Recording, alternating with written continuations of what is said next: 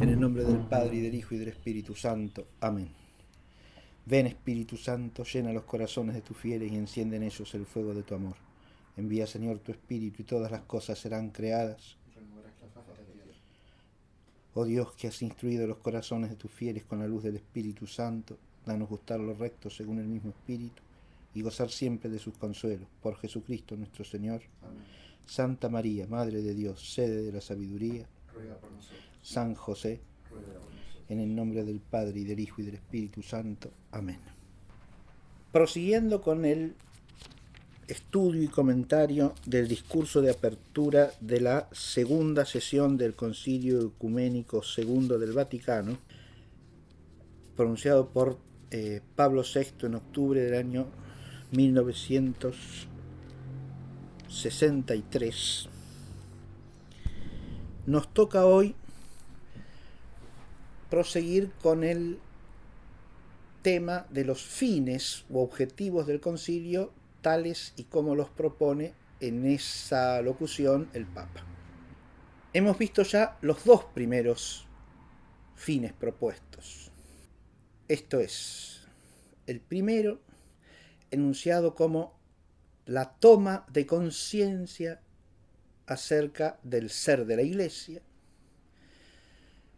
y el segundo, enunciado como el propósito de reforma o renovación de la Iglesia. Nos toca ahora abordar los otros dos fines, empezando por el tercero, que es el de la unidad entre todos los cristianos. Dice el texto: hay un tercer objetivo marcado a este concilio ecuménico por nuestro predecesor Juan XXIII, que es de suma trascendencia en la categoría de las cosas espirituales. Nos referimos al objetivo que mira a los otros cristianos, es decir, a aquellos que, aunque creen en Cristo, no podemos contarlos por desgracia entre los que están unidos a nosotros por los vínculos de la unidad perfecta. Esta unidad, que por el hecho de estar bautizados les corresponde, puede brindársela solamente la Iglesia Católica, y ellos, a su modo y de por sí, la desean. Aquí está el enunciado del propósito. Y el enunciado del propósito nos plantea un primer problema que hay que pensar. Si uno dice que es un fin del concilio la unidad entre todos los cristianos, inmediatamente surge una pregunta. A ese respecto, ¿qué es lo que el concilio se propone? Restablecer de hecho la unidad.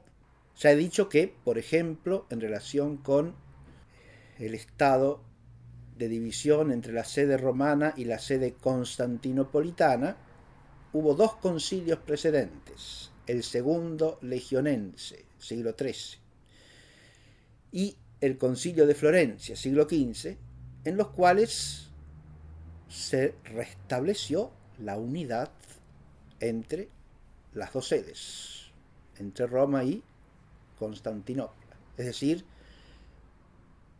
los ortodoxos griegos, bajo la presidencia del patriarca de Constantinopla, se unen a la Iglesia Católica. Unión que en ambos casos resultó efímera, ciertamente. Entonces, una primera finalidad concreta sería ese, que en el concilio se restaure la unidad. Sabemos que nada de eso aconteció en el Concilio II del Vaticano, y sigue sin acontecer. No solo en relación con la ortodoxia griega, sino en relación con cualquier otra agrupación que se considere a sí misma cristiana. Tampoco se trató de eso porque para que en un concilio acontezca semejante cosa, se supone que previamente no solo se ha conversado el tema entre las partes, sino que se lo ha resuelto. En el concilio lo único que se hace en el concilio es formalizar la unión, el retorno a la unidad de los que se habían separado, los que estaban en estado de cisma en ese caso, ¿no? Eso supone un camino previo que posibilita realmente que en el concilio acontezca, como fin del concilio, la restauración de la unidad. Esta primera posibilidad aquí queda excluida. Si no se trata de eso, entonces ¿de qué se trata en relación con la unidad de todos los cristianos? Se trata de manifestar el deseo, simplemente. Se trata de proveer medios que promuevan esa unidad. ¿Y en qué sentido? Planteo de entrada estas preguntas para ver si aquí, al explicar cuál es el objetivo del concilio, esto se aclara o no. Porque este primer párrafo que acabamos de leer nos deja en la absoluta imprecisión. Ni siquiera dice claramente que el concilio se proponga promover la unidad entre los cristianos, sino que habla de el objetivo que mira a los otros cristianos. El objetivo que mira a los otros cristianos es identificar el objetivo simplemente por su tema, el que tiene que ver con los otros cristianos. Bien. Y sin embargo, cualquier persona mínimamente instruida en lo que el concilio ha elaborado, en los documentos del concilio, se dará cuenta que las expresiones que usa aquí Pablo VI son ya un programa respecto del tema. Porque aquí habla un lenguaje que no es el tradicional de la Iglesia. No es el lenguaje habitual. Y por lo tanto requiere justificación. Y es un lenguaje ante el cual tenemos que detenernos. Empecemos por eso que acabo de nombrar, ¿no? Nos referimos al objetivo que mira a los otros cristianos. Esa manera de hablar, los otros cristianos, que en el texto del discurso tal cual lo estoy leyendo yo está entrecomillada, esa expresión, los otros cristianos, es una expresión que podríamos considerar descriptiva desde fuera de la fe. Es decir, si alguien está hablando de las religiones que hay en la humanidad, podrá esa persona hablar de cristianismo y de diferentes tipos de cristianismo, ¿no? Dentro de esos cristianos estarían los cristianos católicos y otros cristianos. Los otros cristianos serían los otros que son cristianos.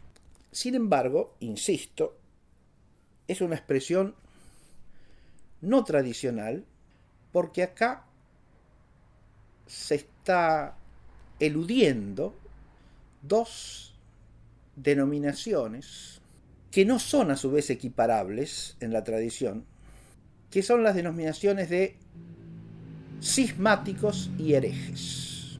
Esas expresiones no solo son tradicionales en el uso teológico dogmático, no solo son tradicionales en el lenguaje coloquial o vulgar de la Iglesia y de los cristianos, sino que además son expresiones recogidas en la propia liturgia.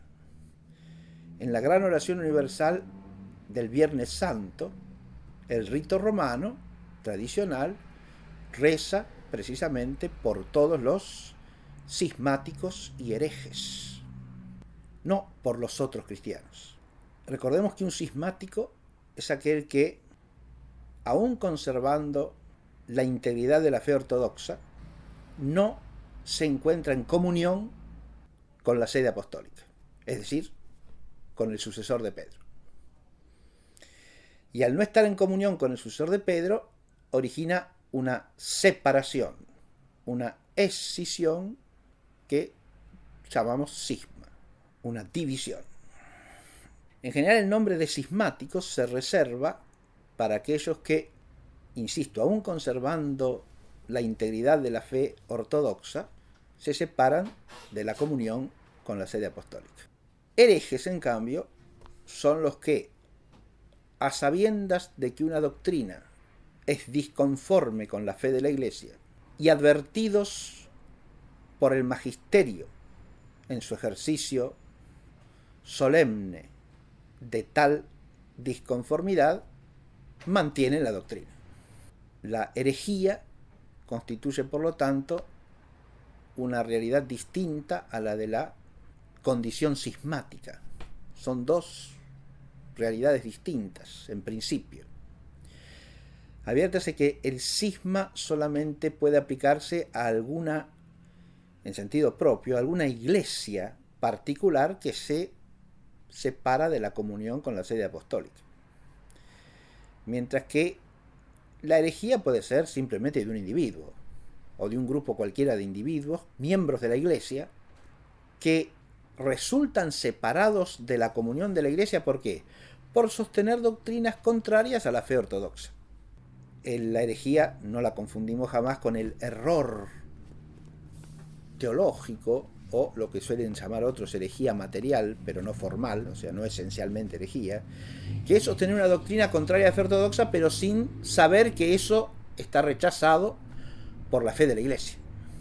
Entonces, la herejía se constituye claramente por la actitud de despreciar una doctrina, rechazarla, a sabiendas de que esa doctrina pertenece a la fe de la iglesia. Puede tratarse de una doctrina definida previamente como de fe, o de una doctrina transmitida universalmente como de fe. Basta cualquiera de las dos cosas. Al ser doctrina de fe, y al advertirle la autoridad apostólica a quien sostiene la doctrina contraria, que la doctrina que está sosteniendo y enseñando se opone a la fe de la iglesia, ante esa advertencia se produce la pertinacia en esa doctrina, ahí es donde se configura el pecado de herejía y el crimen de herejía. Desde un punto de vista teológico-moral, tanto el cisma como la herejía son pecados gravísimos. La herejía es pecado primariamente contra la fe, mientras que el cisma es pecado primariamente contra la caridad. Y ambos son de suyo mortales, objetivamente hablando, siempre. Son pecados gravísimos que hieren la vida de la iglesia en lo más íntimo y profundo de la misma. Pero el problema del lenguaje que se usa aquí no es solamente que relega denominaciones tradicionales, se abstiene de usarlas.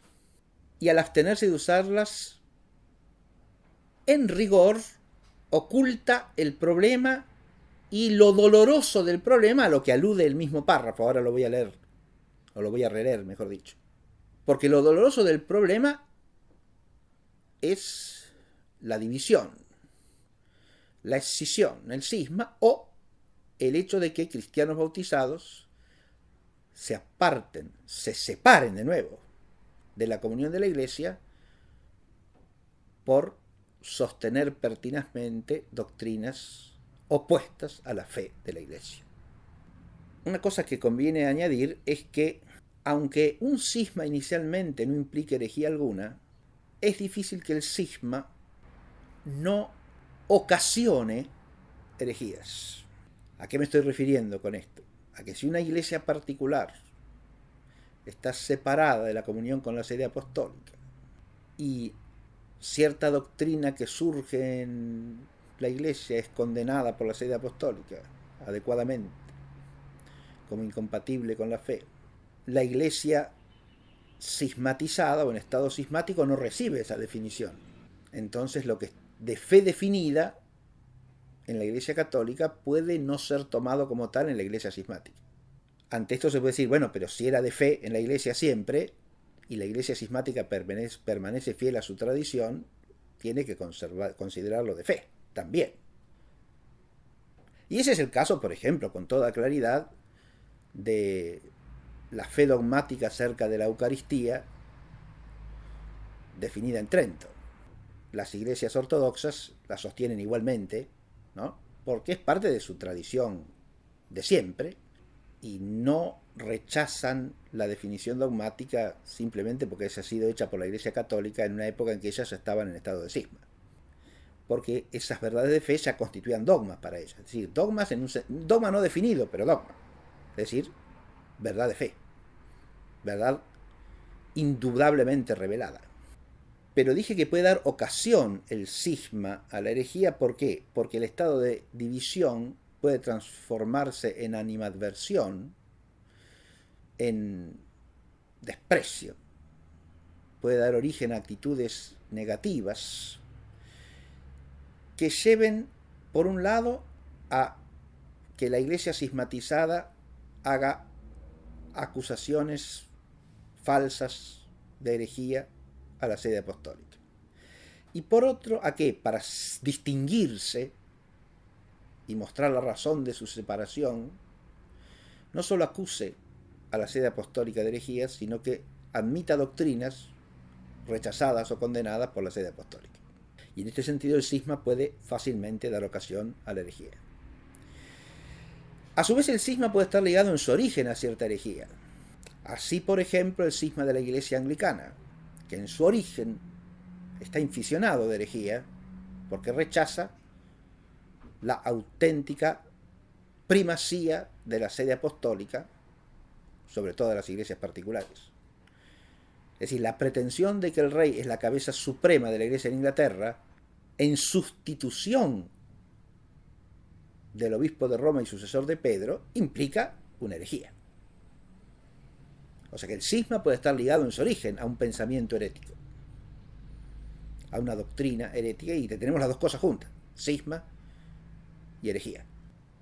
En otros casos el cisma puede estar simplemente fundado en malos entendidos, en disputas de carácter jurídico, como por ejemplo si cierto territorio está bajo la jurisdicción del obispo de Roma como patriarca o del obispo de Constantinopla como patriarca, pongamos por caso, ¿no? Este territorio pertenece a mi patriarcado, no, pertenece al mío, pertenece al suyo, no pertenece al suyo, pertenece al mío, diría cada uno de ellos, ¿no?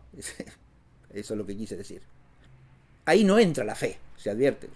En una cuestión como esa entra la historia, entra los antecedentes, los documentos. A ver, bueno, estas diócesis en su origen se reconocieron sufragáneas de cuál, y esa a su vez de qué otra, y si pertenecen al patriarcado de Roma o al de Constantinopla. Bueno, no es una cuestión en que entre la fe de la iglesia esa, ¿se entiende?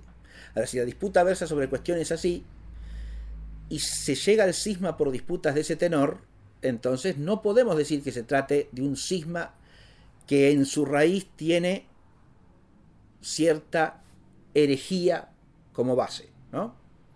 A diferencia de lo que sucede con el caso de la Iglesia de Inglaterra, dije, ¿no? En otros casos, a su vez, si bien se puede hablar de cisma en un sentido etimológico, no hay cisma en sentido propio, cuando de lo que se trata es de iglesias claramente caídas en la herejía. Porque ahí ya se plantea un problema mucho más grave, y es si y hasta dónde cabe hablar de iglesia. Yo dije que solamente una iglesia particular puede estar en estado de cisma. Ahora, ¿qué sucede, por ejemplo, con el luteranismo y el calvinismo? Adviértase que una iglesia particular es una iglesia diocesana o un conjunto de iglesias diocesanas que tienen a su cabeza un obispo. Ahora bien, tanto las herejías propias del luteranismo como las del calvinismo, y hay que decir herejías en plural porque sostienen multitud de doctrinas incompatibles con la fe de la iglesia, no una sola. Tanto entre las herejías del luteranismo como entre las herejías del calvinismo se cuenta la negación del sacramento del orden sagrado y la negación de la autoridad episcopal como autoridad instituida por Cristo en sucesión de la autoridad apostólica. Es decir, la autoridad de los apóstoles pasa a los obispos como sus sucesores. Esa es la doctrina de la fe católica. Esa doctrina es negada absolutamente tanto por Lutero y sus seguidores como por Calvino y los suyos. Pero esto a su vez unido a la negación del sacramento del orden. De modo que en la medida que estas doctrinas se instalan, cesa en esas comunidades heréticas la existencia de obispos y la existencia de sacerdotes. Aunque haya un funcionario público que tiene el nombre de obispo, como sucede en las comunidades luteranas no hay obispos, en el sentido cristiano de la expresión. A menos que se incurra en un absoluto equívoco, lo que hay que decir es esto: no hay obispos. En las comunidades luteranas no hay obispos. Pero basta preguntárselo a ellos para que nos lo expliquen. Porque si son luteranos, ¿admiten la sucesión apostólica? No, señor. ¿Admite que la autoridad apostólica ya haya sucedido en los obispos desde la muerte del último de los apóstoles? No, señor. ¿Admiten el sacramento del orden sagrado? No, señor. ¿Y entonces cómo van a admitir la existencia de un obispo? Que usen la palabra obispo para llamar a alguien no significa que tengan obispo. Ahora, si no hay obispo, ¿dónde hay iglesia particular? No la hay, como explica ya claramente San Ignacio de Antioquía a principios del siglo II. Y si no hay iglesia particular, ¿puede haber cisma? Bueno, son gentes que admiten el sacramento del bautismo, reciben el bautismo, y entonces puede decir que son cristianos separados. Eso es lo que parece significar el párrafo. Ahora lo voy a releer, porque en el texto que hemos leído se dice así: esta unidad que por el hecho de estar bautizados les corresponde. Acá el Papa está aludiendo a una doctrina católica tradicional que explicó ya ampliamente San Agustín. ¿Qué es eso de esta unidad que por el hecho de estar bautizados les corresponde? ¿A qué alude aquí? Me remonto a San Agustín para que se advierta cuál es el trasfondo doctrinal de esta expresión, que esta sí que es tradicional, insisto. El problema que discute San Agustín es un problema suscitado en su tiempo por diversos autores y aún por ciertas comunidades, como por ejemplo los donatistas, la secta de Donato, a combatir con la cual dedica San Agustín varias obras. ¿Cuál es el problema? El problema es si los sacramentos dados fuera de la comunión de la Iglesia son o no válidos. Se planteaban incluso los donatistas otra cosa: si el sacramento administrado por un sacerdote que no fuese virtuoso, santo en sus costumbres, era válido. Estas cuestiones le sirven a San Agustín como punto de partida para profundizar lo que es la fe de la Iglesia en la materia. Y ahí hay algo que es de fe, y es lo que suele llamarse la eficacia del sacramento ex opere operato. La eficacia del sacramento permanece aun cuando quien lo administra no sea una persona moralmente santa. Y permanece aun cuando quien lo administra esté fuera de la comunión de la Iglesia. Ahora, atiéndase una cosa importantísima. Esos dos supuestos no son equivalentes entre sí.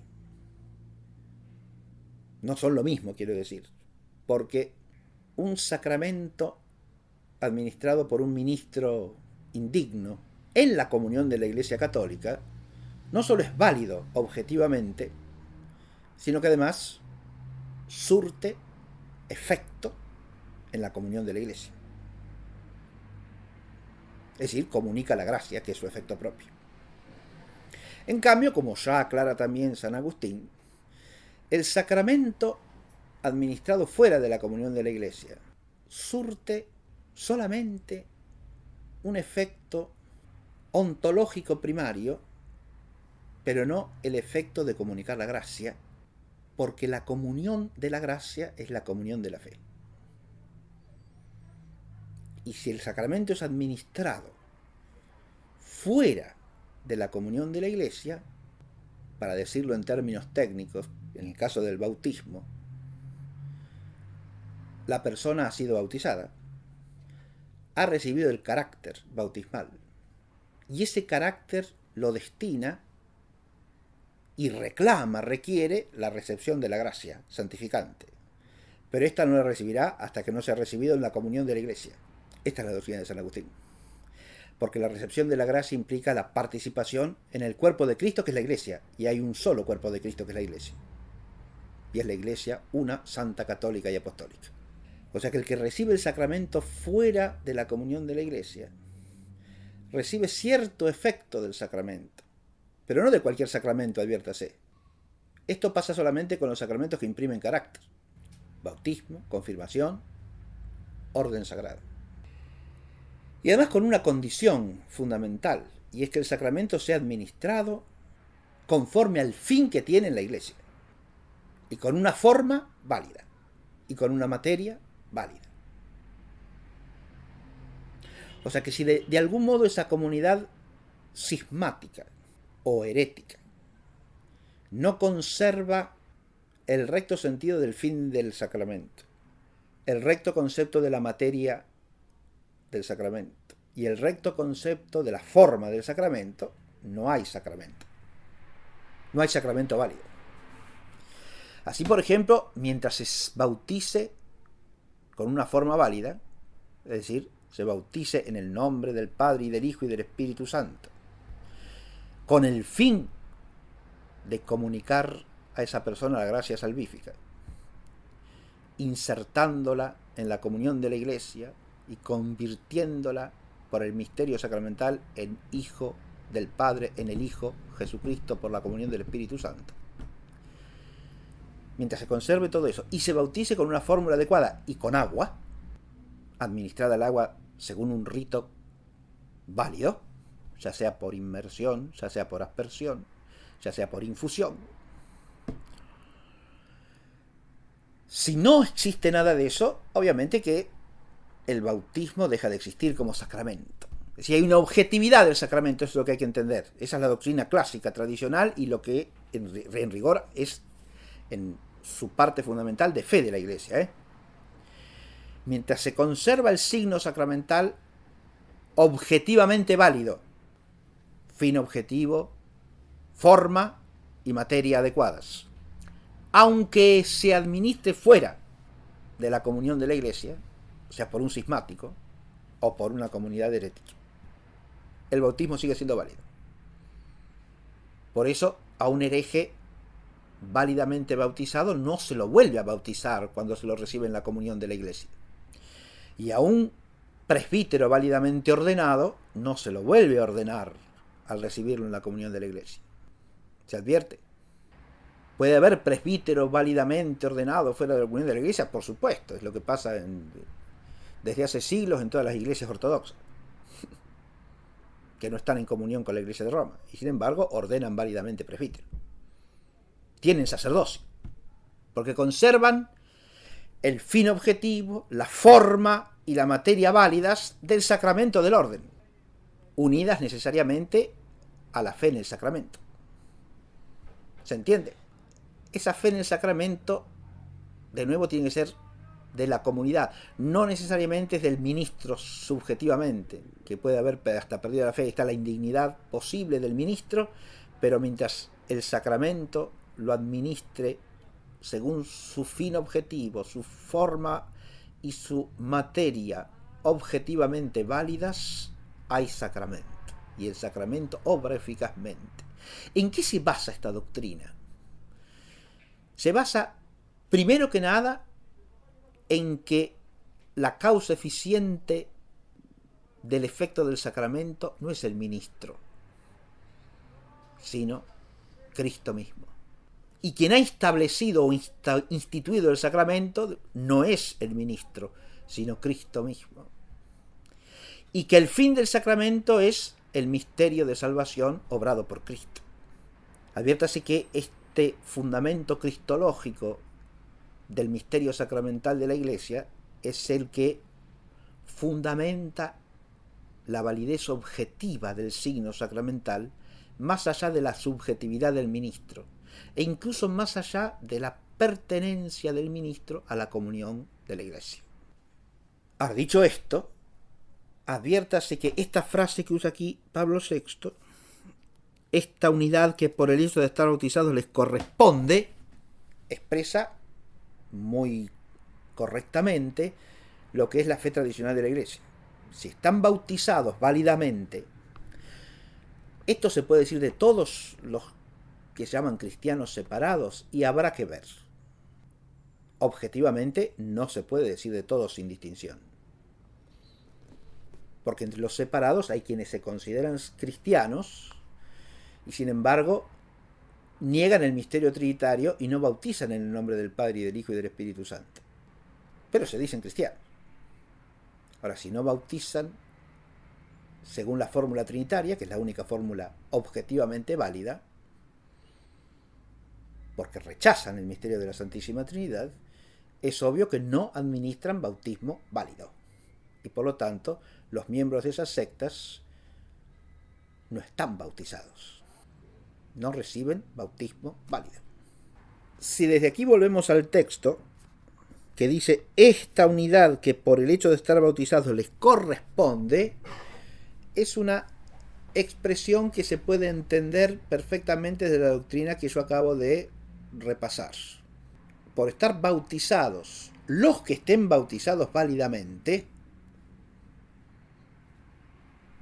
cosa que no necesariamente se aplica a todos los que diciéndose cristianos se bautizan de algún modo, sino solo a aquellos que conserven el fin objetivo conforme a la tradición y la fe de la Iglesia y la forma y la materia válidas del sacramento, objetivamente de nuevo. Pero todos los que están, en ese sentido habría que precisar este texto comentándolo simplemente, ¿no? Pero todos los que están válidamente bautizados, eso es lo que habría que decir, ¿no? Esta unidad que por el hecho de estar válidamente bautizados a los que lo estén les corresponde, ¿no? Dicho así, es preciso, ¿no? Hay que añadir un válidamente ahí. No por el hecho de estar bautizados y más, sino por el hecho de estar válidamente bautizados. Con un bautismo que puede ser válido aún fuera de la comunión de la Iglesia. Por estar válidamente bautizados, esta unidad les corresponde. Esa expresión es perfectamente ortodoxa en cuanto que quiere decir que esta unidad les corresponde. Que por tener la condición de bautizados, el carácter bautismal, están destinados a ser miembros de la Iglesia. Si desde esta explicación volvemos al texto, podemos entender la siguiente frase, que es de carácter claramente tradicional, y que dice, esta unidad que por el hecho de estar bautizados les corresponde, hasta allí. ¿Qué significa la expresión? El hecho de estar bautizados alude al hecho de estar bautizados válidamente. Eso sí hay que precisarlo. Porque podrían estar bautizados en comunidades que no bautizan válidamente, que las hay. Por ejemplo, porque no usan una fórmula trinitaria para bautizar. Entonces, aunque pretendan haber bautizado, no han bautizado. Porque en ese caso, donde no se usa una forma válida, y una forma no trinitaria no es forma válida, fíjense de nuevo por qué. Por el fundamento primario que la teología enseña a este respecto. Porque Cristo ha instituido como fórmula del sacramento bautismal la fórmula trinitaria. Eso es institución divina y es absolutamente insoslayable. O se bautiza en el nombre del Padre y del Hijo y del Espíritu Santo como lo ha instituido, dispuesto y mandado nuestro Señor Jesucristo, o no se bautiza. O se bautiza con agua, como está instituido por el Señor, o no se bautiza. Luego la expresión por el hecho de estar bautizados, entiéndase en el sentido de por el hecho de estar bautizados válidamente, aun cuando sea fuera de la comunión de la Iglesia, les corresponde esta unidad. La unidad de la Iglesia Católica, claro que les corresponde, porque el hecho del bautismo, el hecho de haber recibido el carácter bautismal, los destina a ser miembros de la Iglesia. Está reclamando la participación en la comunión del cuerpo de Cristo y por lo tanto en la gracia de Cristo y en la comunión del Espíritu Santo. Eso es lo que no pueden tener fuera de la Iglesia Católica. Y esa misma frase termina diciendo, esta unidad que por el hecho de estar bautizados les corresponde, puede brindársela solamente la Iglesia Católica. Acá de nuevo la expresión es perfectamente tradicional. La unidad del cuerpo de Cristo solamente existe en la Iglesia Católica. Y solo la Iglesia Católica puede brindarles esa unidad. En el caso de los otros sacramentos, los que no imprimen carácter, la cuestión se complica. Porque ahí, ¿qué efecto sacramental puede haber fuera de la gracia comunicada? Adviértase que esto vale esto que estoy diciendo, vale del sacramento de la penitencia, del sacramento de la comunión, del sacramento del matrimonio y del sacramento de la extremaunción, ninguno de los cuales imprime carácter. ¿Está claro? Comunican gracia. Pero aquí se trata solamente de los sacramentos que hacen cristiano, en el fondo.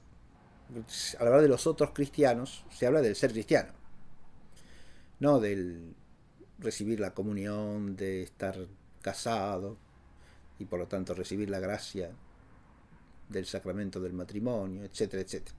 Se habla del ser cristiano. Así que los otros sacramentos en rigor quedan fuera de juego. Más aún, el sacramento del sacerdocio, si se trata de ser cristiano, tampoco hay que tenerlo en cuenta primariamente en este asunto. Solamente entran en juego los sacramentos del bautismo y de la confirmación, de los cuales el que tiene razón de necesario en orden a la salvación es el primero. Y por eso acá se habla solamente del bautismo. Pero se es cristiano por los sacramentos del bautismo y de la confirmación. Esos son los sacramentos que hacen ser cristiano. El sacramento del orden hace ser sacerdote, no cristiano. Pero en el sacramento del sacerdote se da algo análogo a lo que se da en el bautismo y la confirmación, porque al imprimir carácter hay una validez objetiva del sacramento que puede darse aún fuera de la Iglesia Católica. Todo este desarrollo temático vino a cuento de ¿qué? De la expresión los otros cristianos. Ahora, insisto que esta expresión, si no es debidamente precisada, puede dar lugar a confusión. Porque salvo en un sentido meramente descriptivo, la expresión se torna ya problemática. En el caso de comunidades que sean meramente cismáticas, es obvio que se debe ser cristiano, porque allí existe también la fe de la Iglesia, ¿no? Y sin embargo, en estado de cisma. En el caso de las comunidades heréticas, en cambio, ya el asunto se hace más problemático, porque ¿bastará que exista bautismo válido para que haya cristianos allí?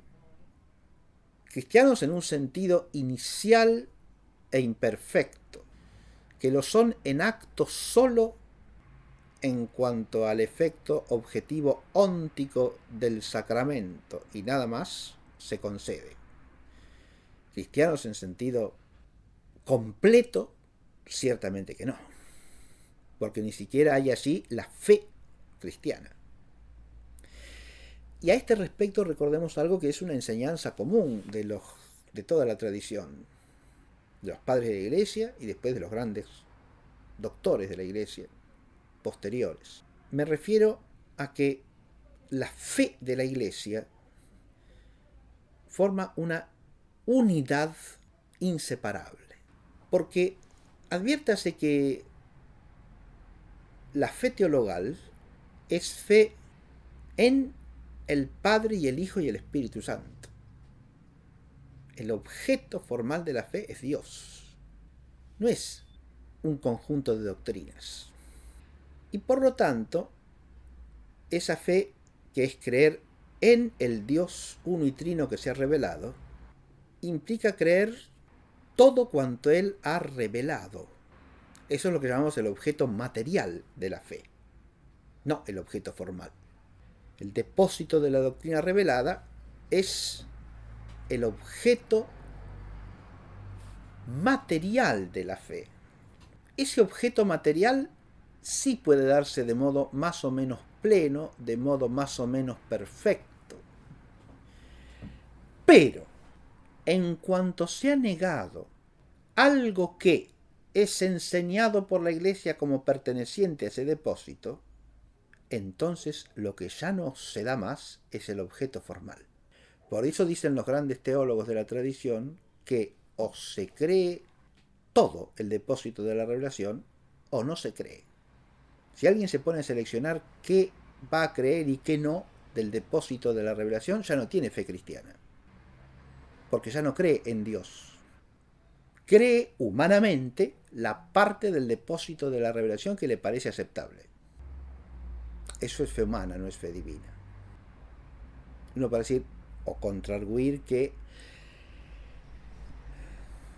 el que descarta ciertos aspectos del depósito de la revelación lo hace bajo la persuasión de que eso no ha sido enseñado por Dios. Y a eso se contesta muy fácilmente, porque la persuasión subjetiva no es el constitutivo de la fe. La persuasión subjetiva puede ser, en realidad, antes de la recepción de la gracia bautismal, un encaminamiento a la adhesión a la fe de la Iglesia. Y después de la recepción de la gracia bautismal, un efecto de la fe teologal. Pero no es el constitutivo del depósito de la fe. Lo contrario sería caer en una concepción subjetivista y relativista de la fe misma.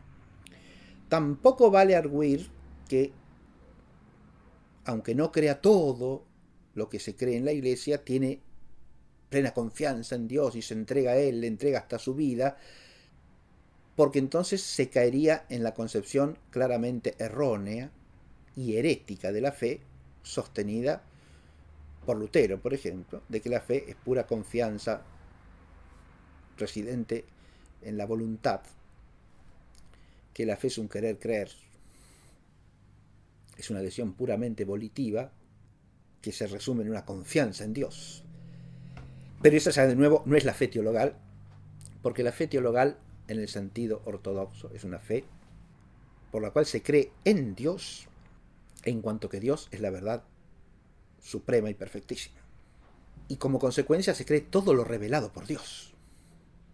Es decir, se adhiere con la plenitud de la inteligencia y de la voluntad al todo íntegro e inseparable del depósito de la fe. Puede que en acto haya aspectos de ese depósito de la fe que yo no conozco, pero si tengo fe, en cuanto me conste que algo es perteneciente al depósito de la fe, lo creo. Adviérase que no es la materialidad de adherirse a esto o aquello lo que hace que exista la fe. Porque como dije, la fe tiene por objeto formal al Dios Padre, Hijo y Espíritu Santo que se ha revelado. El objeto material se puede conocer, insisto, con mayor o menor amplitud. Pero no es el que se lo conozca, el que se lo entienda, ni, por supuesto, que se lo entienda con profundidad teológica, lo que hace que exista como objeto de fe. Lo que hace que sea objeto de fe es que ha sido revelado por Dios, o sea que está divinamente revelado y transmitido por las fuentes de la divina revelación, que son la Sagrada Escritura y la Sagrada Tradición. El ser cristiano, por lo tanto, en cuanto a la fe del bautismo, implica no solamente el carácter de bautizado, sino la gracia bautismal, de la cual las virtudes teologales son efecto. Porque las virtudes teologales, las virtudes morales sobrenaturales, los dones del Espíritu Santo, los frutos del Espíritu Santo, las bienaventuranzas, constituyen, en cuanto a hábitos sobrenaturales, todos ellos efectos de la gracia santificante. Eso es lo que son, por esencia. Y esa gracia santificante no puede participarse sino en la comunión viva de la fe de la Iglesia.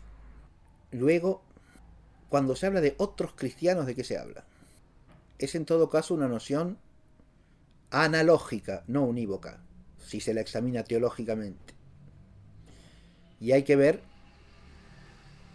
de qué modo y bajo qué respecto se da esa analogía. Porque uno es el modo en que se da en un cristiano cismático y otra cosa es el modo en que se da en un hereje, al que incluso hay que pensar un rato si se lo puede llamar cristiano o no. Porque obviamente no basta que se autonombre cristiano para que lo sea. Caer en ese uso de los términos sería caer en el equívoco y a partir del equívoco en la confusión y en el error. Cosa que hoy día es bastante frecuente. Yo hice alusión hace un rato a la inexistencia de sacerdotes y de obispos en las comunidades luteranas o calvinistas. Pero a veces oímos cosas como que el obispo de tal sede, un obispo católico, se reunió con el obispo luterano de tal lugar. ¿Qué quiere decir eso? ¿Que es una reunión de dos obispos? Y ciertamente que no, porque el sedicente obispo luterano no es un obispo, ni un presbítero. ¿Es un cristiano? Bueno, es un bautizado hereje. Eso sí, hay que ver si se lo puede llamar cristiano propiamente, porque en cuanto adhiere formalmente a la herejía, no profesa la fe cristiana.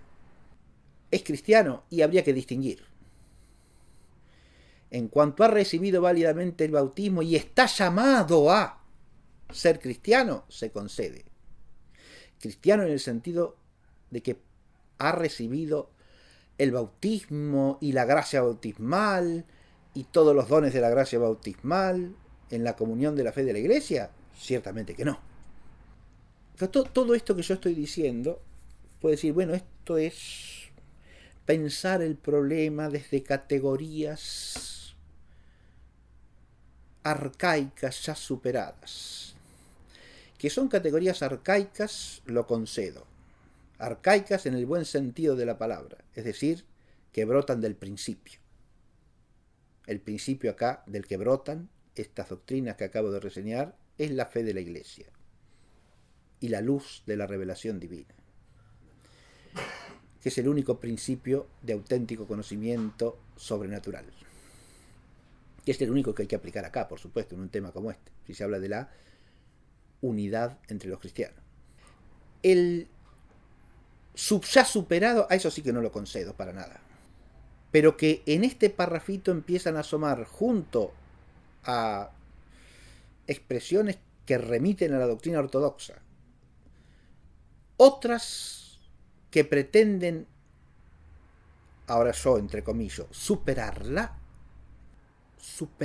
cómo habría que plantearse, doctrinalmente y quizá no, o sí.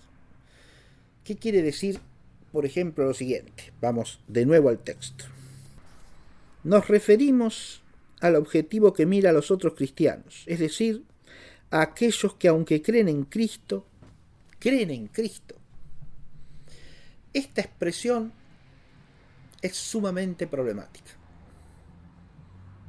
Cristiano es el que cree en Cristo. De nuevo hay que distinguir. ¿Cree con la fe católica ortodoxa? Sí, se concede. ¿Cree en Cristo de cualquier manera? Ciertamente que no. ¿Qué sí que cree en Cristo? ¿Que cree en Cristo como un profeta? Y entonces los musulmanes también son cristianos. ¿Que cree en Cristo como Mesías? ¿Que cree en Cristo como Hijo unigénito hecho carne? Ahora, su fe en el Hijo unigénito es la fe ortodoxa, la de Nicea, la del Hijo consubstancial con el Padre, ¿o no? Cree en Cristo en sentido propio solamente se da en esta última instancia, es decir, si cree que Cristo es el Hijo unigénito consubstancial del Padre que se ha hecho carne para la redención de la humanidad. Solamente entonces cree en Cristo. Cree en Cristo, verdadero Dios y verdadero hombre, en la unidad de la sola hipóstasis del Hijo unigénito del Padre que se ha encarnado. Esa es la fe de la Iglesia, la fe que nos gloriamos de profesar, la fe de Nicea, la fe de Constantinopla, la fe de Éfeso, la fe de Calcedonia, la fe de la Iglesia. Eso es creer en Cristo. ¿Quién cree en Cristo? Fuera de eso. Llamaremos cristianos, entonces, ahora fíjese que cristiano acá pareciera estar vinculado a dos cosas en este párrafo. Uno, haber recibido el bautismo válidamente, habría que agregarle al texto del discurso. Y la otra, creer en Cristo. Pero si la expresión creer en Cristo no se aclara adecuadamente, de nuevo se transforma en una expresión equívoca y tramposa. Aquellos que aunque creen en Cristo, no podemos contarlos por desgracia entre los que están unidos a nosotros por los vínculos de la unidad perfecta. Y acá sí nos encontramos con una expresión sumamente oscura. Porque la frase bien pudiera terminar, es decir, aquellos que aunque creen en Cristo, no podemos contarlos por desgracia entre los que están unidos a nosotros. Punto. Unidos a nosotros, dicho por el Papa, quiere decir unidos a los que participamos de la comunión de fe de la Iglesia Católica. Pero la frase no termina ahí, porque dice, no podemos contarlos por desgracia entre los que están unidos a nosotros por los vínculos de la unidad perfecta. Y esta expresión, la unidad perfecta, es la que digo que es oscura, porque o hay unidad o no hay unidad. La pertenencia a la unidad de la única Iglesia no es una cosa que admita grados. O se pertenece a la unidad o no se pertenece. No hay unidad perfecta y unidad imperfecta. Y ahí es donde empieza el lenguaje a trastocarse y a convertirse en un lenguaje confuso. Y aquí es donde uno puede empezar a plantearse cierta respuesta a la pregunta que yo hice al comienzo. ¿Cuál es el fin del concilio en relación con el objetivo de la unidad? Promoverla. ¿Y promoverla cómo? Había dicho yo. ¿A través de qué? Y acá uno podría empezar a vislumbrar una respuesta a eso. Promoverla, para empezar, hablando de una manera distinta. Yo dije que el párrafo, al hablar de otros cristianos, omite hablar de los herejes y los cismáticos, según el lenguaje tradicional de la Iglesia. ¿No? ¿Y por qué omite estas categorías? Que son objetivas, son precisas. Porque hay que hablar de otra manera, para promover la unidad. Pero promover la unidad es elaborar un discurso que pretende que ya hay unidad, aunque imperfecta. Cuando precisamente la unidad es lo que no hay. O sea, se promueve la unidad, confundiendo las cosas de tal manera que se hace aparecer la separación como unidad, aunque imperfecta. O más bien con eso se fomenta la separación. Porque usted le dice al que está separado que en realidad no está tan separado, que en realidad está bastante unido, que tenemos muchas cosas en común. Y entonces, ¿para qué nos vamos a unir, mijo, si estamos unidos? Se advierte. Unidad perfecta parece transformarse en una especie de ideal difícil, pero que quién sabe si es tan importante, porque total, si hay una cierta unidad que no es perfecta, pero que es unidad, bueno, ya estamos más o menos bien. Esto que digo puede pensarse largamente, y creo que vale la pena hacerlo, porque es precisamente no solamente un giro en el lenguaje con que se habla, sino un giro en la forma de pensar. Y la forma de hablar y de pensar que pretende promoverse al usarla. Si el Papa habla así, quizá está sugiriendo implícitamente que todos los demás deben hablar así también. Según este enfoque, según este modo de decir las cosas, según este modo de hablar. Pero insisto, es absolutamente opinable que ese modo de decir, que ese modo de hablar, que ese modo de pensar sea un instrumento para promover la unidad auténtica. Porque si en lugar de afrontar el hecho en toda su dramaticidad y en toda su dureza, se lo edulcora hablando de otros cristianos que están en unidad pero no perfecta con nosotros, entonces en realidad lo que se hace es diluir el problema que se pretende resolver. Pero diluir ideológicamente el problema resuelve el problema. En rigor, es una vía eficacísima para perpetuar el problema. Cuando el problema se minimiza ideológica y lingüísticamente, se lo relega al plano de lo poco relevante. El mismo párrafo dice que es un objetivo de suma trascendencia en la categoría de las cosas espirituales. Pero el mismo párrafo que dice que es un objetivo de suma trascendencia en el terreno de las cosas espirituales, el restaurar la unidad entre los cristianos, o entre los que se dicen cristianos, esta manera de hablarse es problemática. Católicamente se diría el reintegrar a los herejes y cismáticos en la unidad de la Iglesia Católica. ¿Está claro? No hablar de unidad entre los cristianos como si tratase de una reunificación de partes equivalentes, o del mismo orden, o del mismo carácter. Porque no es eso. Eso es lo que no es. Y eso ya implica una mirada hacia el problema desde fuera, descriptiva, fenoménica, superficial, que deja de lado el meollo del asunto. Porque el meollo del asunto solamente puede aparecer a la luz de la fe. Uno podría decir, para defender este modo de pensar y de hablar, que precisamente el primer objetivo, y ya lo vimos, el tomar conciencia de la esencia de la Iglesia, nos lleva a descubrir, como decía el texto, aspectos de ese misterio de la Iglesia que no se han manifestado, que no se han desocultado hasta el día de hoy, y a través de la captación de esos aspectos, restaurar la unidad en virtud de esos aspectos, o teniéndolos en cuenta. Entonces, este modo de hablar tiene en cuenta cosas del misterio de la Iglesia que no se habían tenido en cuenta antes, podría uno preguntarse. ¿Y cuáles son esas cosas?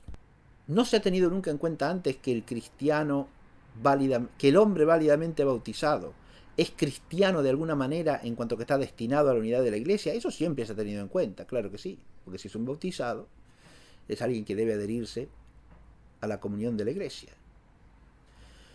El bautismo sin esa comunión no es salvífico.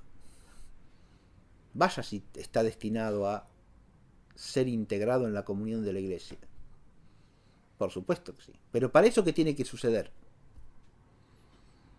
Y obviamente que abandone la herejía en la que está separado de la Iglesia. O tiene que acontecer que se supere el cisma que ha producido la división en la Iglesia. El problema al que yo estoy apuntando es que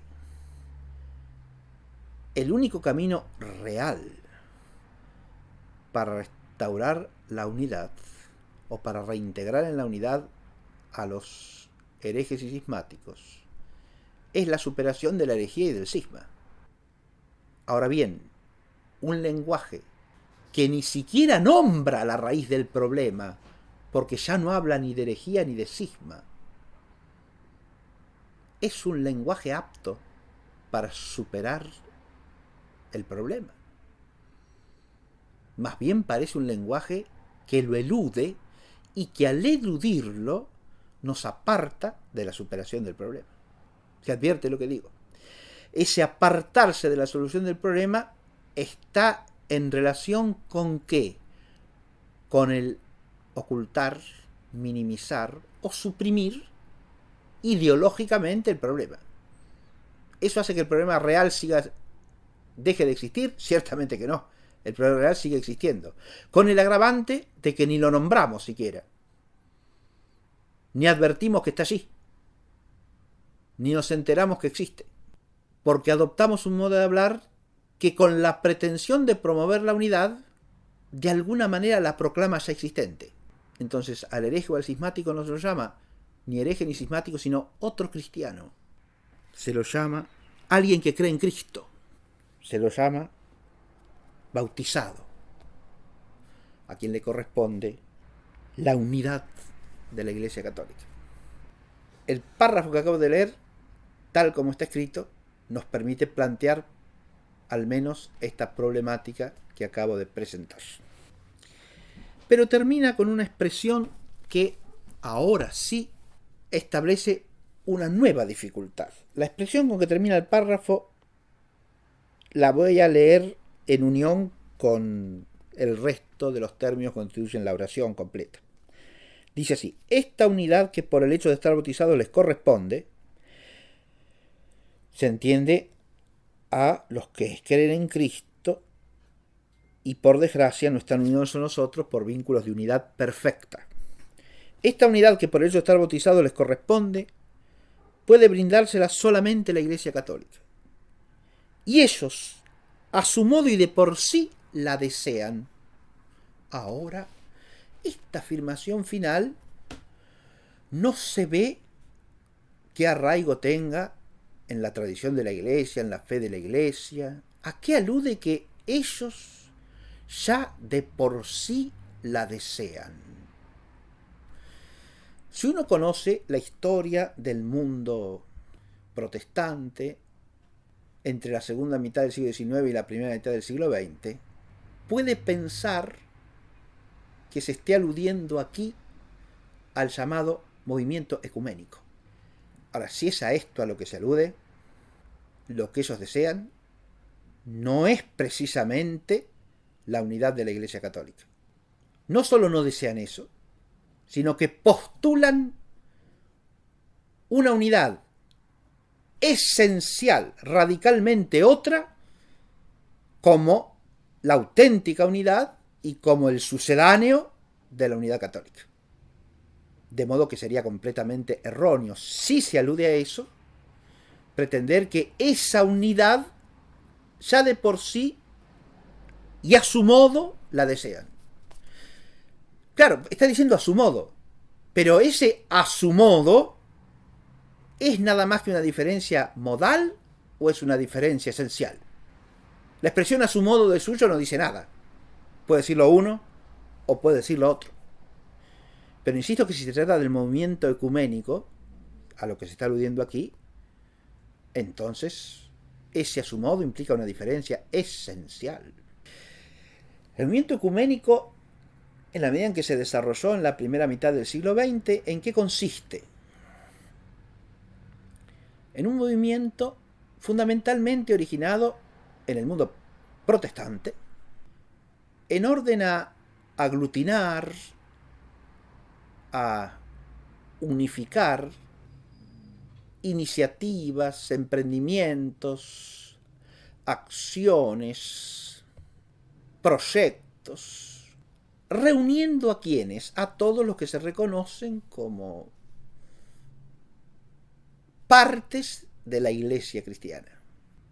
Históricamente hablando, es claro que el movimiento ecuménico viene a ser un paliativo a la fragmentación progresiva del mundo protestante.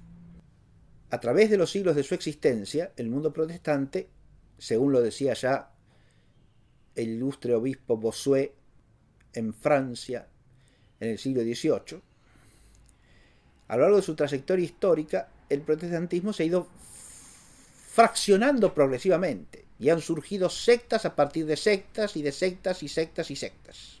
Es decir, grupúsculos separados a partir de los que se habían separado. Y como dice muy bien Bossuet, ese es un signo de que no se trata de la Iglesia de Cristo. Una de cuyas notas propias es la unidad. De modo que si alguien confrontado con ese hecho no se da cuenta que ahí no está la Iglesia de Cristo, es porque no quiere ver la verdad.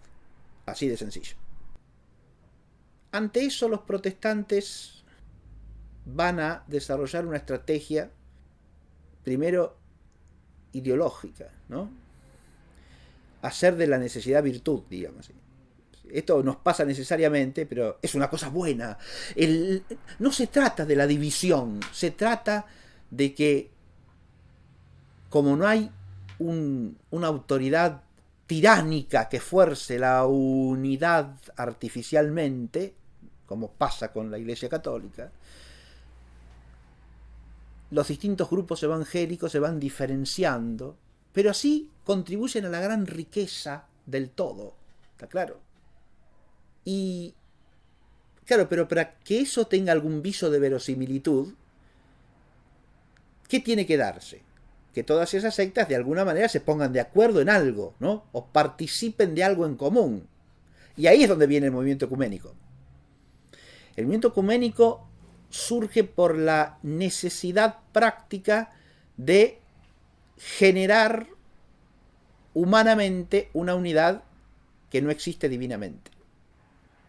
O mejor dicho, una apariencia de unidad. Es una apariencia de unidad en la medida en que esa unidad es la unidad de partes que no están dispuestas a entrar en comunión unas con las otras, porque si no serían la misma y única secta, no una multitud de decenas y decenas de sectas.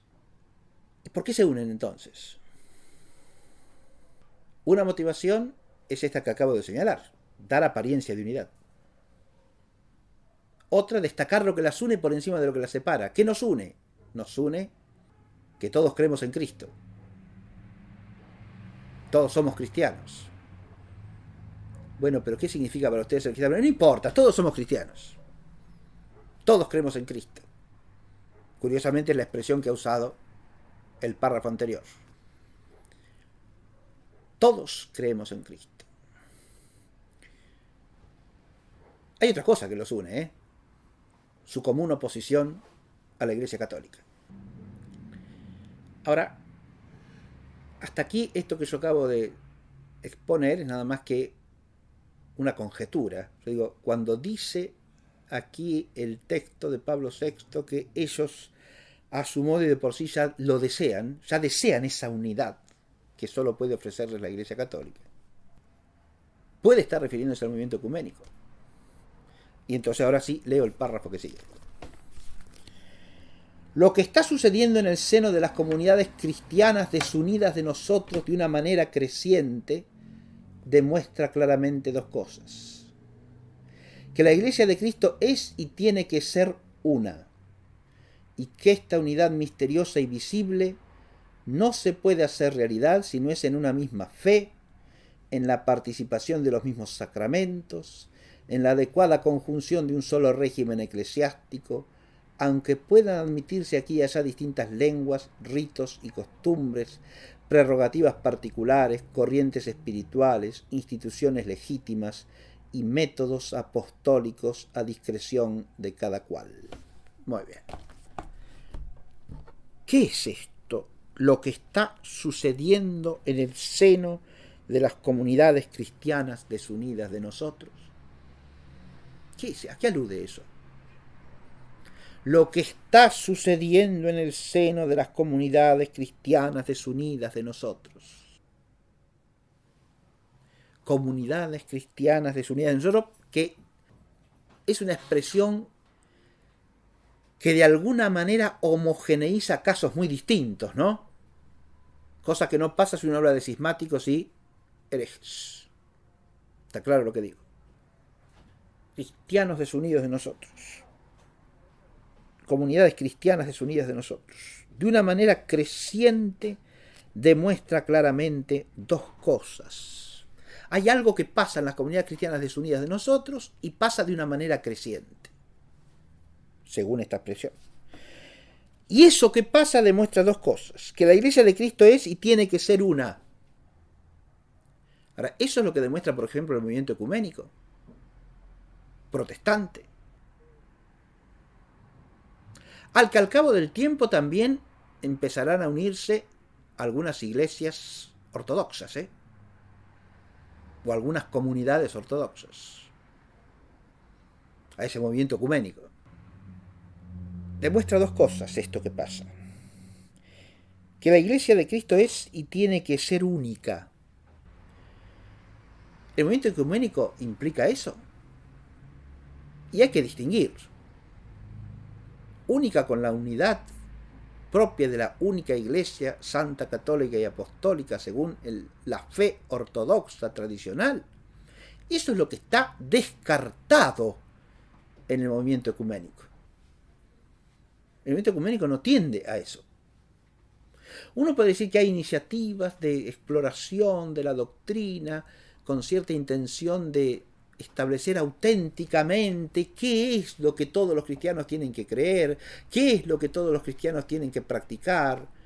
Sí, por supuesto que esos planteos existen en el movimiento ecuménico, pero ese que es se pregunta como si eso, la respuesta a eso aún estuviese por descubrirse, es decir, fuese algo por ser hallado, por ser descubierto, que todavía no se ha dado nunca. O sea, es el encaminamiento hacia una unidad que es un desideratum, pero que nunca ha existido. Y al que se supone que todas y cada una de esas comunidades distintas, esas sectas que se reconocen todas cristianas, o esas iglesias particulares, han de aportar lo suyo.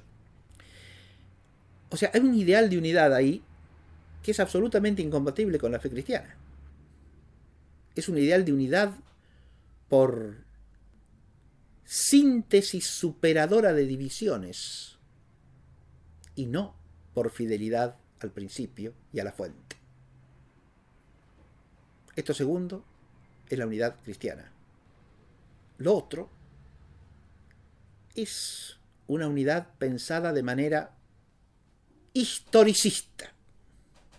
¿Qué quiero decir con esto?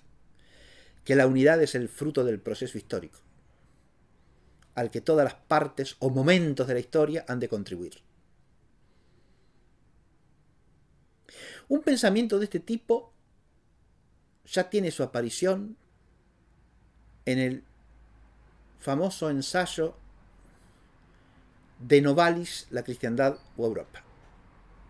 Texto programático de una importancia enorme al que hay que retornar siempre para arrojar luz sobre este problema. Novalis compone así un ensayo en el cual habla de una iglesia por venir, superadora de todas las iglesias que han existido hasta aquí históricamente. Esa iglesia ya no será ni la católica, ni la ortodoxa, ni la protestante. Será una nueva iglesia que las sintetizará todas y las trascenderá a todas. Novalis además dice en ese ensayo una cosa sobre la que retornaré posteriormente. Dice que esa nueva iglesia surgirá del seno de un nuevo concilio ecuménico. Digo que esto es un texto programático, porque Novalis escribe esto muy a principios del siglo XIX. Es un texto 150 años anterior a esto que estamos leyendo aquí. Pero los esfuerzos del ecumenismo de raíz protestante, y Novalis era un alemán protestante, los esfuerzos del ecumenismo protestante van dirigidos en este sentido de unidad, que insisto es un sentido historicista, que será historicista humano o historicista divino según la clase de historicismo, pero en cualquier caso incompatible con la fe de la Iglesia. Incompatible con la fe de la Iglesia porque, primero, como dije recién, la unidad según la fe de la Iglesia es unidad a partir del principio y de la fuente, que es Cristo. No es una unidad que se logra en el proceso de la historia, es una unidad instituida, constituida, fundada por Cristo mismo al fundar su Iglesia. Y al fundar en ella un principio de unidad. Ese principio de unidad es la autoridad apostólica en la Iglesia, presidida y culminada por la autoridad del sucesor de Pedro. Si uno no parte de esa fuente, no hay unidad. La unidad no es un logro histórico, la unidad es un don sobrenatural, un principio por medio del cual la eternidad irrumpe en el tiempo. Y en ese sentido la unidad es siempre arcaica. Y el tema de la unidad nos retorna, según la expresión vigorosa de San Agustín, al tema de la antigua Iglesia Católica. La antigua Iglesia Católica. No hay unidad fuera de la antigua Iglesia Católica. Antigua quiere decir ahí la de la fe de siempre, la del misterio sacramental de siempre, la que es según a lo que no cambia y no se muda. Antigua quiere decir arcaica, es decir, conforme al principio eterno e inmutable, que al entrar en el tiempo constituye una fuente perenne, de una vez y para siempre. En cambio, esta concepción de unidad como el fruto de un proceso histórico es una cosa totalmente opuesta a la fe de la Iglesia. Primer argumento fundamental es este. La unidad no puede ser el fruto de un proceso histórico. Y la restauración de la unidad tampoco es el fruto de un proceso histórico. ¿Cómo? No, tampoco. Porque lo único que puede causar la restauración de la unidad es una gracia de Cristo. Es la gracia que hace que los que están desunidos vuelvan a la unidad. Es la gracia de la conversión. Obviamente que esa gracia de la conversión supone la constante actividad apostólica con caridad inmensa de los que participan de la unidad. No por méritos suyos, sino por gracia. ¿Se entiende? Los que participamos de la unidad les debemos a los que están desunidos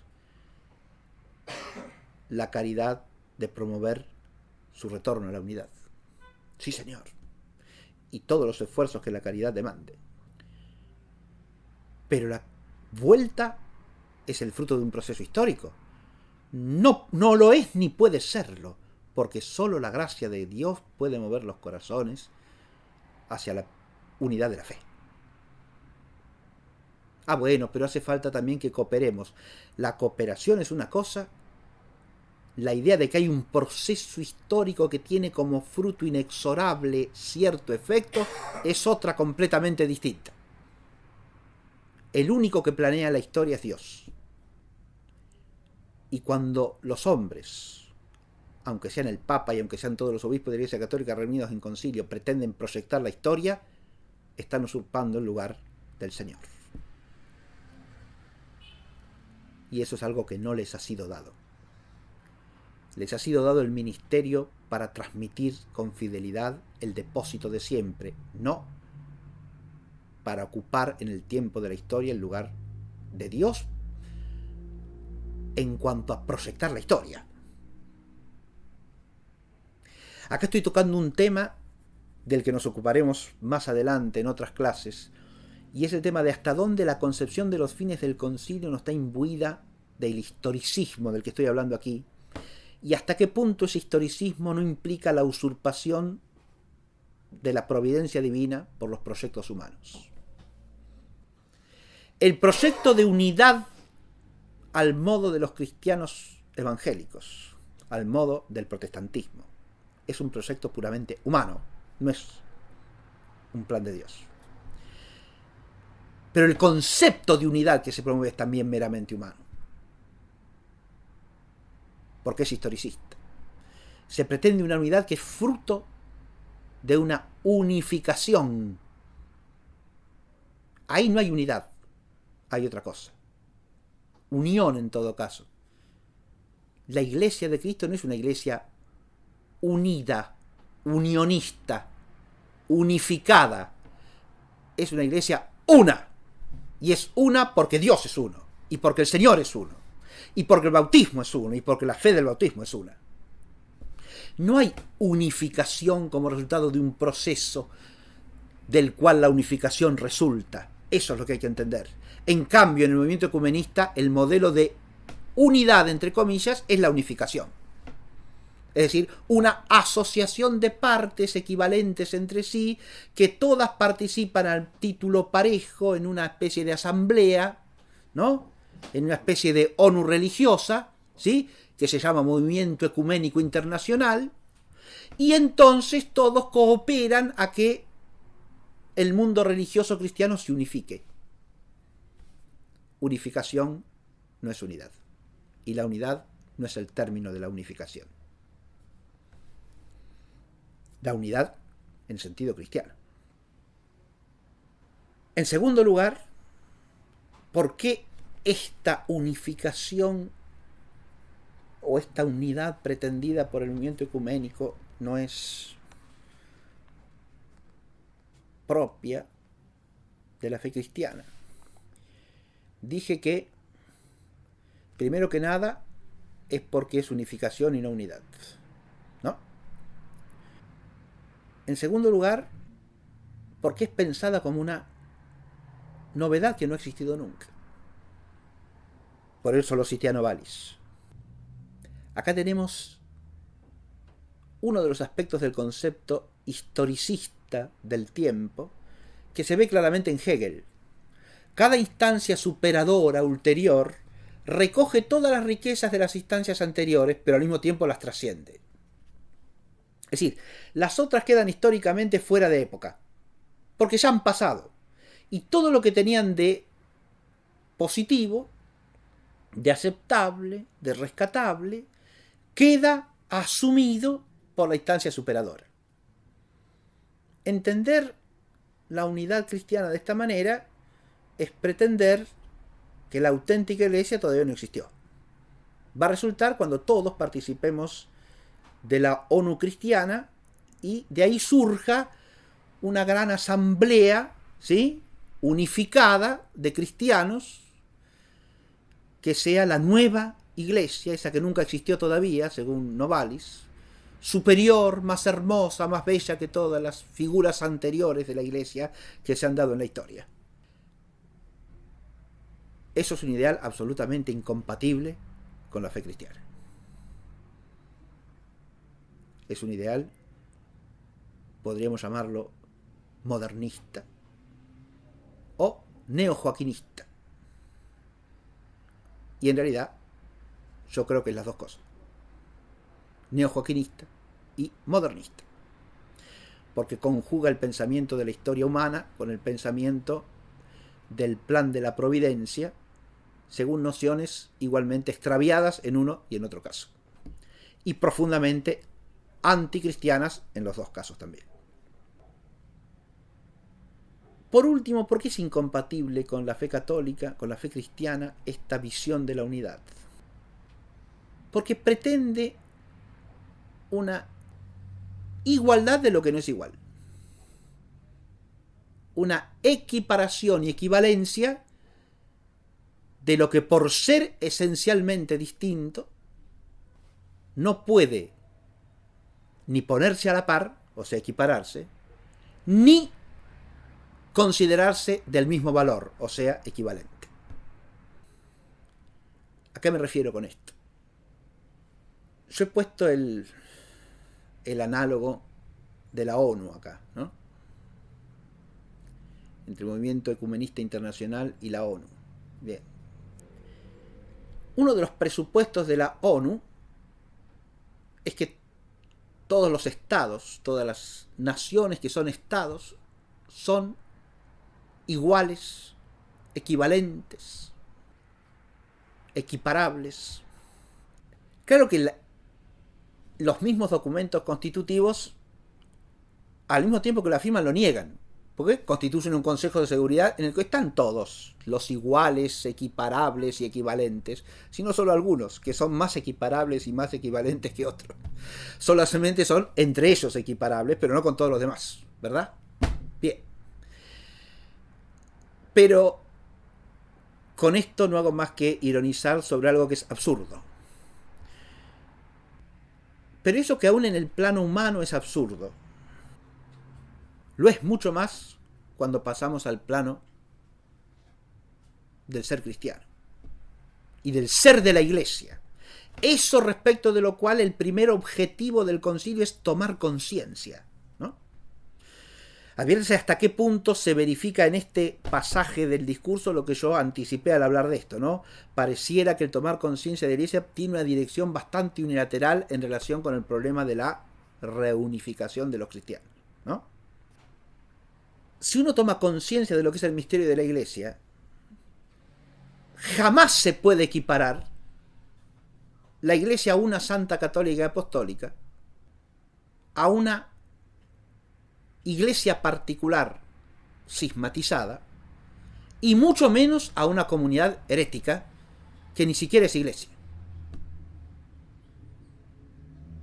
porque no tiene ni autoridad apostólica, ni conserva la sucesión apostólica, ni conserva la integridad de la vida sacramental de la Iglesia. Es lo mismo. El modo de hablar de cristianos, otros cristianos, cristianos desunidos o separados, tiende a homogeneizarlo todo. Y esa homogeneización se transforma en confusión cuando sistemáticamente se eluden los conceptos que dije de entrada de cismáticos y herejes. Porque entonces todo parece ser igual. De hecho, para participar en la asamblea del movimiento ecuménico, ¿no?, de las iglesias cristianas, cada uno de los participantes tiene que admitir como presupuesto ¿qué cosa? Que todos participan a igual título, ¿no? Que todos son lo mismo. Y es por eso que necesariamente la Iglesia Católica queda excluida del movimiento ecuménico, a menos que se reniegue a sí misma. ¿Está claro eso?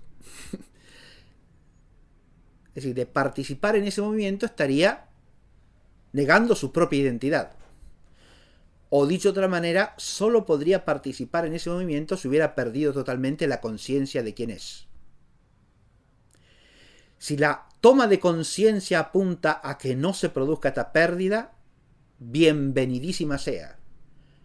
Ahora, si la toma de conciencia es una distorsión de la auténtica conciencia, que cae en una suerte de nebulosa unidad cristiana que suplanta a la Iglesia una santa católica y apostólica, entonces ya no es toma de conciencia, sino que es desfiguración o corrupción de la auténtica conciencia que la Iglesia tiene de sí misma. Y eso no puede ser bienvenido, eso tiene que ser enérgicamente rechazado y vigorosamente combatido. Para terminar con este pasaje, volvamos al texto. Dos cosas, según el discurso de Pablo VI, demuestra claramente lo que está sucediendo en el seno de las comunidades cristianas desunidas. Una, que la Iglesia de Cristo es y tiene que ser una. Ya hemos comentado ampliamente este problema. Y, ahora viene lo segundo, que esta unidad misteriosa y visible no se puede hacer realidad si no es en una misma fe, en la participación de los mismos sacramentos, en la adecuada conjunción de un solo régimen eclesiástico, aunque puedan admitirse aquí y allá distintas lenguas, ritos y costumbres, prerrogativas particulares, corrientes espirituales, instituciones legítimas y métodos apostólicos a discreción de cada cual. Todo esto que acaba de decirse,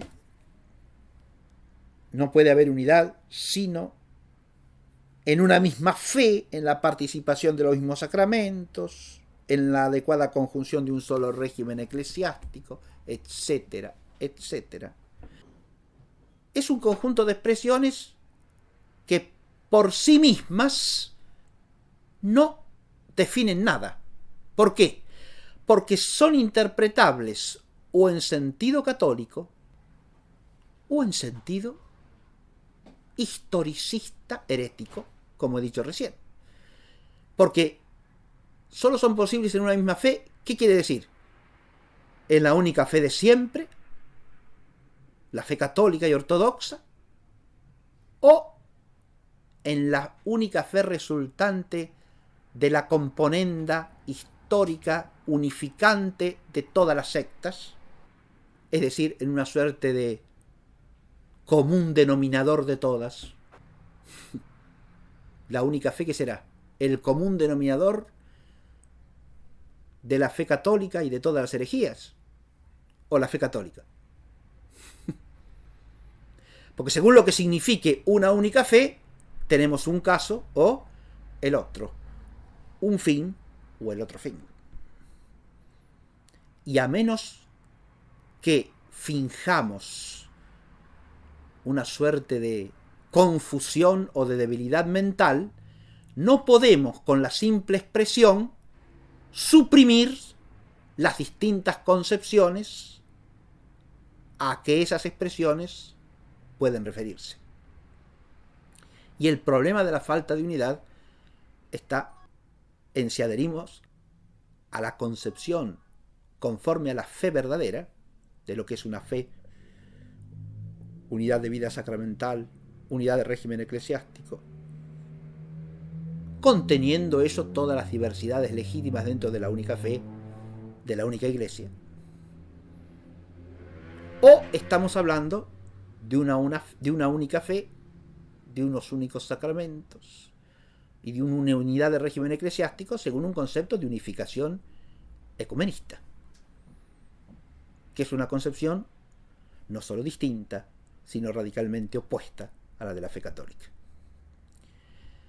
Hablar, por lo tanto, de que ellos por sí mismos y a su modo ya desean esa unidad es fomentar un equívoco, por lo menos, porque es fomentar la indiferenciación entre la manera católica de entender estas expresiones y la manera ecumenista. Con esto damos por concluida la clase de hoy. En el nombre del Padre, y del Hijo, y del Espíritu Santo. Amén.